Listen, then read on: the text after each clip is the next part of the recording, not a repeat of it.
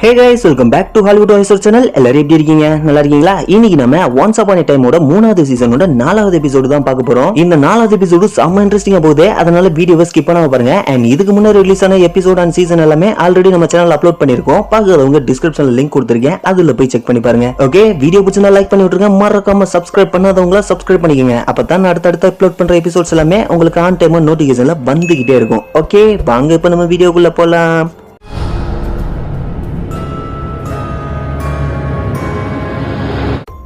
4வது எபிசோடோட ஸ்டார்டிங்ல நெவர்லாண்ட்ல பீட்டர் பென்னோட ஆளு நீல கூப்பிட்டு காட்டுக்குள்ள நடந்து வந்துட்டு இருக்கான். நேத்து தான் உன்னை முதல்ல கூட்டு போன மாதிரி இருந்துச்சு. நான் உன்னை திரும்பி பார்க்கவே மாட்டேன்னு நினைச்சேன். அவன் சொல்ல, அதுக்கு நீ என் மகனை கூட்டிட்டு வராம இருந்திருக்கணும். நான் அவனை திருப்பி கூட்டிட்டு போவேன் இவன் சொல்றான். உன்னால முடியும்னு நினைக்கிறியா? பீட்டர் ஃபேன் சாதாரண மனுஷன் இல்லைன்னு உனக்கே தெரியும். அவன் ஹென்ரியை எவ்வளவு காலமா தேடிக்கிட்டு இருந்தான்னு உனக்கு தெரியும். நீ முட்டாளா வளர்ந்திருக்கேன்னு சொல்றான். அப்ப அவன் கை கட்ட அவுத்து அவன் மூஞ்சிலே ஒரு குத்து விடுறான். இப்ப அவனும் மயக்கம் போட்டு கீழே விழ இவனும் காட்டுக்குள்ள ஓடி போயிடுறான். இப்ப அப்படியே கட் பண்ண கடந்த கால பேரில பேல் ஃபயர் உட்காந்து வரைஞ்சுக்கிட்டு இருக்கான். இவன் தான் ஃபியூச்சர்ல நீலு, அதை ஞாபகம் வச்சுக்கோங்க. இப்ப அங்க ரம்பிள் வந்து உனக்காக நான் ஒன்னு கொண்டு வந்திருக்கேன்னு சொல்லிட்டு ஒரு சின்ன கத்தியை கொடுக்குறான். இதை நீங்க யார்கிட்ட இருந்து எடுத்துட்டு வந்தீங்க? மத்தவங்களை பயன்படுத்தி எடுத்துட்டு வர எந்த பொருளும் என்கிட்ட கொடுக்காதீங்கன்னு சொல்லிருக்கேன்லன்னு சொல்லிட்டு அதை கீழே தள்ளி விட்டுறான். சரி, உனக்கு எது சந்தோஷத்தை கொடுக்கும்னு கேட்க இந்த இடத்தை விட்டு போறதுதான் அவன் சொல்றான். சரி, அப்ப நம்ம ஒரு கோட்டைக்கு போலாம். உனக்காக அற்புதமான ஒரு கோட்டையை கட்டுறேன்னு ரம்பிள் சொல்ல, நான் அப்படி சொல்லல, நான் இந்த 4 செவத்தை விட்டு வெளியே போகணும், ஃப்ரெண்ட்ஸோட பழகணும்னு சொல்றான். என்னால முடியாது, வெளியே எனக்கு நிறைய எதிரிகள் இருக்காங்க, அவங்க யாராவது உன்னை காயப்படுத்தலாம்னு சொல்றான். உண்மையை சொல்லவா, நான் இங்க இருந்து வெளியே போனா திரும்பி வரவே மாட்டேன்னு சொல்றான். நான் உன்னை பாதுகாக்கத்தான் போறாரு, நீ என்ன விட்டு போனா என்னால தாங்க முடியாதுன்னு இவன் சொல்றான். இப்ப அப்படியே கட் பண்ணா நெவர்லாண்ட்ல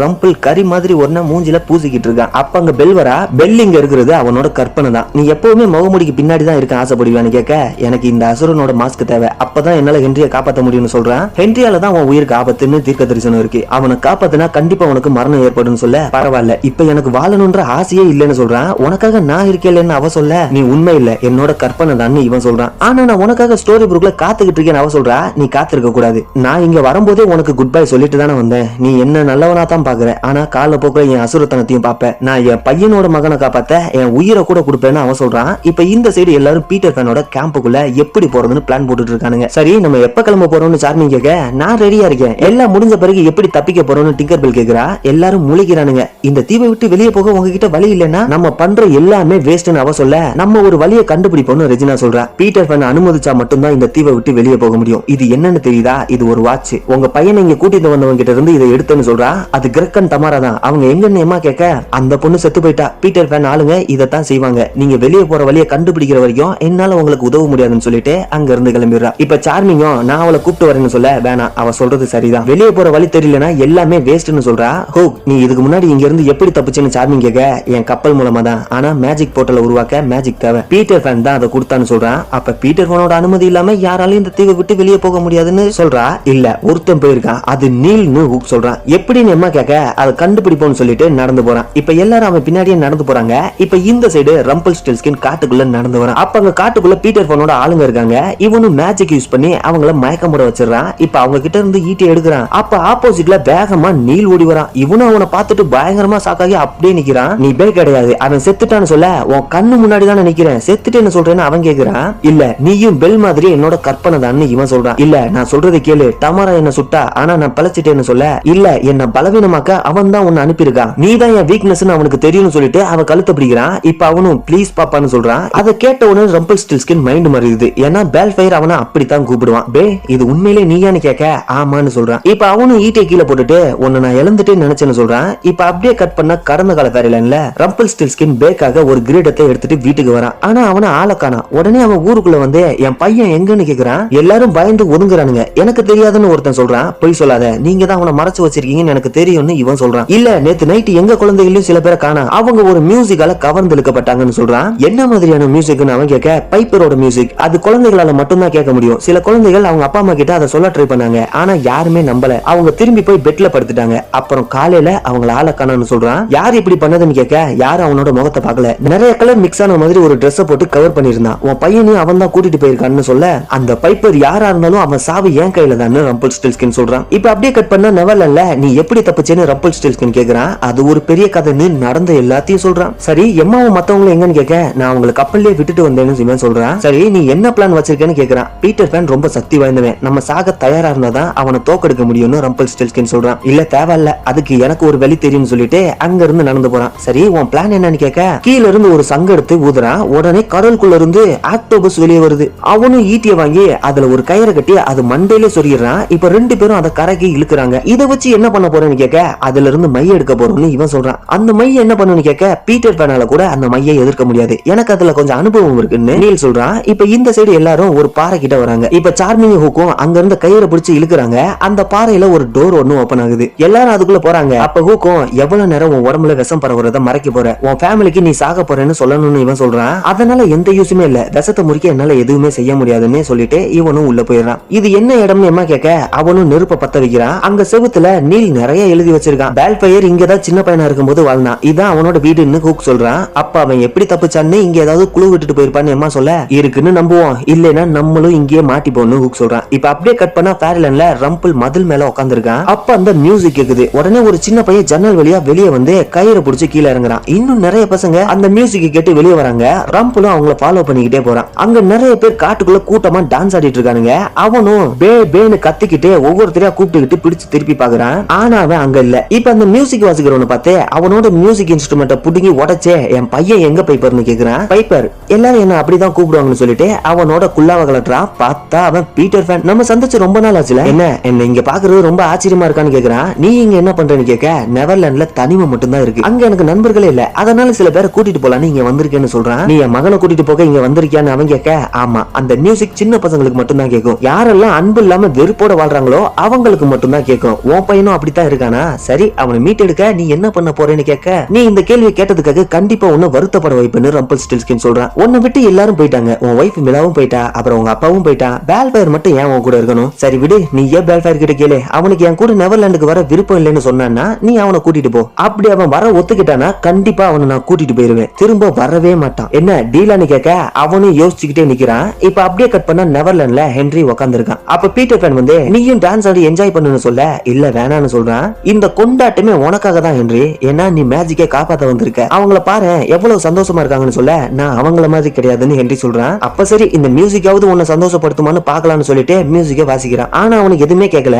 சாரி எனக்கு எதுவுமே கேட்கலன்னு அவன் சொல்ல, ரொம்ப இன்ட்ரெஸ்டிங்கா தான் இருக்கு, இது ஒரு மேஜிக் பைப், குறிப்பிட்ட குழந்தைகளால மட்டும்தான் இதுல வர மியூசிக்கை கேட்க முடியும்னு அவன் சொல்றான். எந்த மாதிரி குழந்தைகள் அவன் கேட்க, அப்ப அங்க நீல புடிச்சிட்டு வந்தவன் வரான். ஒரு நிமிஷம் இத வந்துடுன்னு சொல்லிட்டு அவங்க கிட்ட போறான். பால்ஃபயர் எங்கன்னு கேட்க அவன் தப்பிச்சிட்டான். நான் அவனை ஃபாலோ பண்ணி போக ட்ரை பண்ணேன். அப்ப அங்க நம்மள ரெண்டு பேரும் மயக்கமா இருந்தாங்க, அது ஸ்லீப்பிங் ஸ்பெல்னு சொல்றான். டார்க் நீங்க மறுபடியும் வந்துட்டானான்னு கேட்க, ஆமா அப்பாவும் பையனும் மறுபடியும் ஒண்ணு சேர்ந்துட்டாங்க, அவங்க அந்த பையனுக்காக தான் வந்திருக்காங்க, நம்ம அவனை பாதுகாப்பான இடத்துக்கு மாத்தணும்னு சொல்ல, இல்ல இப்ப என்னால பார்ட்டியை நிறுத்த முடியாது, இனிமேல் தான் ஆட்டமே ஆரம்பிக்க போகுதுன்னு பீட்டர் பேன் சொல்றான். இப்ப இந்த சைடு நீலோட குகையில அவனுக்கு டிராயிங்னா ரொம்ப பிடிக்கும்னு எம்மா சொல்றா. எல்லாரும் ஏதாவது குழு கிடைக்குமான்னு தேடிட்டு இருக்கானுங்க. அப்ப எம்மா மெழுகுவர்த்தி எடுத்துட்டு போய் அந்த டிராயிங் எல்லாம் பாக்குறா. ஆனா அது வெறும் பிக்சர் தான், இதுல எந்த குழுவும் இல்லைன்னு சொல்றா. இப்ப அங்க இருந்த ஒரு தேங்காய் ஓட்டை எடுத்து அதுல மெழுகுவர்த்தியை காமிக்கிறா. ஒரு நிமிஷம் தீபத்தை அணையன்னு சொல்ல ஹூக்கும் அமர்த்திடுறான். இப்ப அந்த மெழுகுவர்த்தி அந்த தேங்காய் ஓட்டுக்குள்ள வச்சு மூடிடுறா. அதுல ஓட்ட ஓட்டையா இருக்கு, அது அப்படியே மின்ன ஆரம்பிக்குது. இப்ப அப்படியே மேல பார்த்தா மேல ஒரு மேப் தெரியுது, இது நம்ம வீட்டுக்கு போறதுக்கான வழின்னு எம்மா சொல்றா. இப்ப இந்த சைடு பார்ட்டி நடந்துட்டு இருக்கு.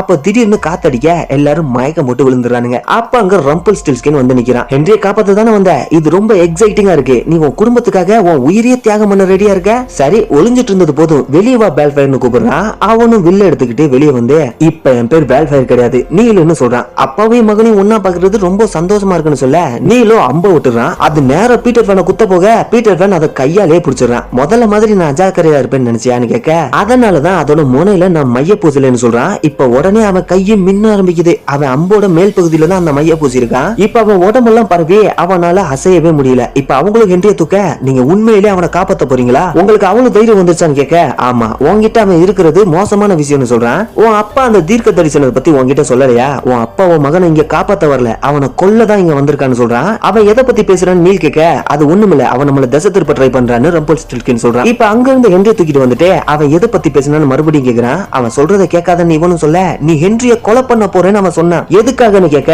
அவன் நம்ம கிட்ட விளையாடுறான், நம்ம கிட்ட ஹென்றி கிடைச்சிட்டான், நம்மளும் இருந்து தப்பிச்சிட்டோம், இப்போதைக்கு நம்ம இங்க பாதுகாப்பா இருக்கலாம்னு ரம்பிள் சொல்றான். இப்ப நீலும் அவனை எழுப்ப ட்ரை பண்ணிட்டு இருக்கான். ஆனா அவன் எந்திரிக்க மாட்டேங்கிறான். இப்ப அவனை மந்திரத்துல இருந்து விடுவிச்சு எழுப்புறது ஆபத்து. கொஞ்ச நேரத்துல அவனே எந்திரிச்சுவான்னு இவன் சொல்ல, சரி நீ பேன் சொன்ன தீர்க்க தரிசன பத்தி சொல்லு. நான் உன்னை இங்க பார்த்தப்ப நீ என்ன கற்பனை நினைச்ச, அதுக்கும் இதுக்கும் ஏதோ சம்பந்தம் இருக்கு, என்ன நடக்குதுன்னு என்கிட்ட சொல்லுன்னு கத்துறான். சொல்றேன், நான் எதிர்காலத்தை சொல்ற ஒரு பொண்ணை பார்த்தேன், அவ எனக்கு ஒரு தீர்க்க தரிசனத்தை சொன்னா. ஹென்றி தான் நம்ம ரெண்டு பேரையும் சேர்த்து வைக்க உதவுவான். ஆனா அதே சமயம் அவனாலதான் என் உயிருக்கு ஆபத்துன்னு சொன்னான்னு சொல்றான். அது என் சொந்த பேரனா இருப்பான்னு கண்டிப்பா எனக்கு தெரியாதுன்னு இவன் சொல்றான். அப்ப உண்மையிலேயே நீ அவனை கொல்லதான் திட்டம் போட்டுன்னு கேட்க அவனும் ஆமான்னு சொல்றான். அவங்கிட்ட இருந்து தள்ளியே இருன்னு சொல்ல, ஆனா இப்ப நான் ஹென்ரியை காயப்படுத்த நெவர்லாண்டுக்கு வரல, அவனை காப்பாத்த தான் வந்தேன், நான் உன் பையனை காப்பாத்துவேன்னு சொல்றான். என்னால உன்னை எப்படி நம்ப முடியும்னு நீல் கேக்குறான். இப்ப அப்படியே கட் பண்ண கடந்த கால ஃபேன்ல பீட்டர் ஃபேன் ரம்பிள் கிட்ட, அங்க பாரு அவர் எவ்வளவு சந்தோஷமா விளையாண்டுட்டு இருக்கான்னு, உன்னால அவனை கண்டுபிடிக்க கூட முடியலன்னு சொல்றான். இப்ப அவனும் நேரா பேக் கிட்ட போய் முகமுடிய கலட்டுறான். நீங்க ஏன் இங்க வந்தீங்கன்னு அவன் கேட்க, நான் உன்னை பத்தி கவலைப்படலன்னு நீ நினைக்கிற, ஆனா அது உண்மை இல்லைன்னு நிரூபிக்க தான் இங்க வந்திருக்கேன்னு சொல்லிட்டு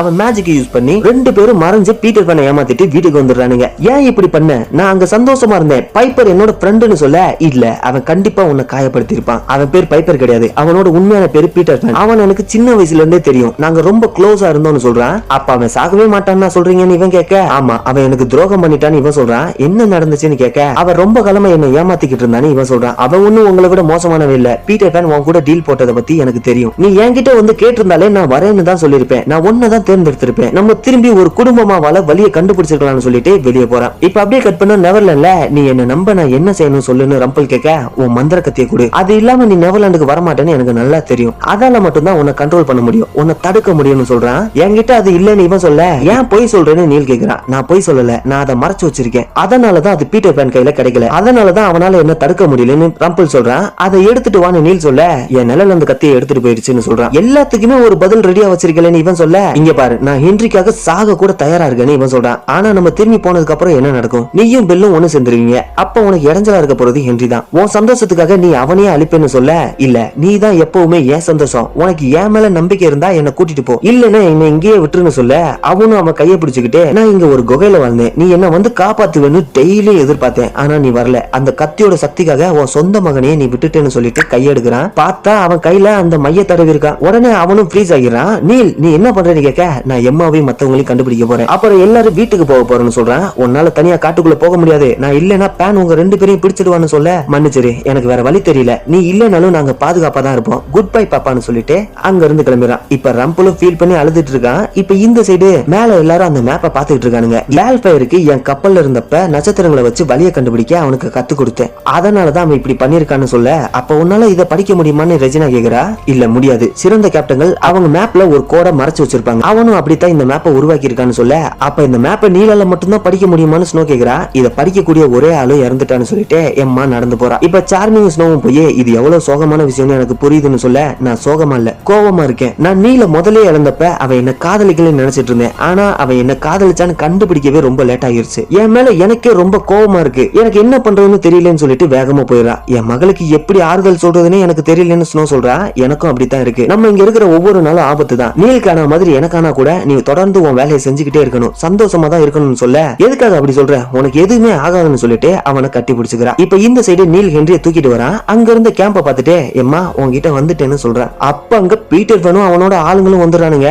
உங்க அப்பா இருந்தா கண்டிப்பா உன்னை காப்பாத்திருப்பாரு, ஆனா ஹென்றி அவங்கிட்ட இருந்து யார் பாதுகாப்பான்னு சொல்ல, நான் எப்படியாவது என் மகனை காப்பாத்துவேன்னு நீல் சொல்றான். உனக்கு புரியல, இது ஒரு கேம், என் அனுமதி இல்லாம யாராலையும் நெவர்லாண்டை விட்டு தப்பிக்க முடியாதுன்னு சொல்றான். நான் ஏற்கனவே தப்பிச்சிருக்கேன்னு நீல் சொல்ல, அப்படியா, ஆனா இப்ப நீ இங்கதான் இருக்கேன்னு சொல்லிட்டு அவன் ஆளுங்க கிட்ட அவனை பிடிச்சி இழுத்துட்டு போக சொல்றான். அவன் ஆளுங்களும் அவனை பிடிச்சிட்டு இழுத்துட்டு போயிடறானுங்க. இப்ப பீட்டரும் ஹென்ரிய தூக்கிட்டு காட்டுக்குள்ள போறான். இப்ப இந்த சைடு ரம்பிளும் ஃப்ரீ ஆகிட்டான். அவன் பொம்மையை எடுத்து பார்க்க அங்க பெல் வரா. நீல் ஒன்னு நம்பி இருக்கலாம்னு சொல்ல, எப்படி நம்புவான், நான் அந்த அளவுக்கு அவனுக்கு வேதனையா கொடுத்திருக்கேன்னு சொல்ல, நீ கண்டிப்பா ஹென்ரிய பாதுகாத்திருப்ப, அவனுக்காக உன் உயிரே கொடுத்திருப்ப, நீ உண்மையிலே மாறிட்ட, ஆனா உன் பையன் இல்லன்றதுனாலதான் நீ சாகுறதுக்கு முடிவெடுத்த, ஆனா இப்போ உன் பையன் திரும்பி வந்துட்டான், இப்போ உனக்கு வாழ்றதுக்கு ஒரு காரணம் இருக்கு, என்ன பண்ண போறேன்னு பெல் கேட்க, நான் இப்ப பேச விரும்பல, இங்க இருந்து போன்னு சொல்ல அவளும் மறைஞ்சு போயிடுறான். இப்ப இந்த சைடு ஹென்றி முழிச்சிட்டான். என்ன நடந்துச்சுன்னு கேட்க, நீ தூங்கிட்டேன்னு சொல்றான். ஆமா நான் தூங்கும் போது என் அப்பா என்ன கூப்பிட்ட மாதிரி இருந்துச்சு, என்ன காப்பாத்துன்னு சத்தியம் பண்ண சவுண்ட் கேட்டுச்சு, அது கனவா தான் இருக்கும், ஏன்னா எங்க அப்பா இறந்துட்டாருன்னு சொல்றான். நெவர்லாண்டே கனவுகளுக்கான இடம் தான், உன்னால மேஜிக்க திரும்பி கொண்டு வர முடியும், அப்புறம் நம்ம எல்லாரும் ஒரு குடும்பமா இருக்கலாம்னு சொல்லிட்டு அவன் பைப் எடுத்து ஊதுறான். ஆனா